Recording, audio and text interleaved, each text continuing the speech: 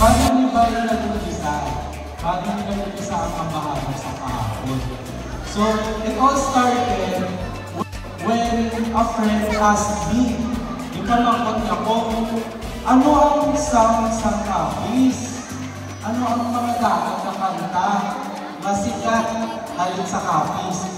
Kita guys, may nabalaan na mo, before itudlo sa aton sang CPC Coral, kaya nga aton lang yung nabalaan, mga Lady Gaga, mga Blackpink, diba? So that moment made me realize how important it is to remember and to pass on.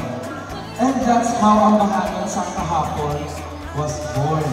So it is a simple dream to preserve our folk songs and strengthen the cultural identity of Capiz, starting with the children of today. So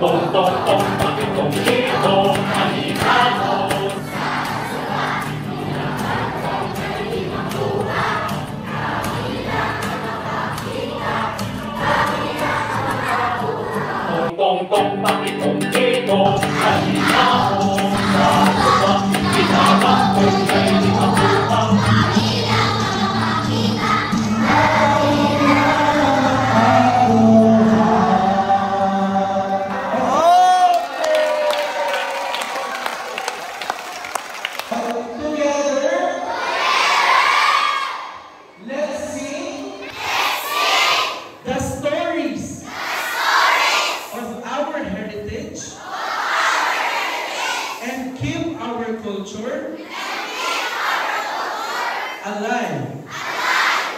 One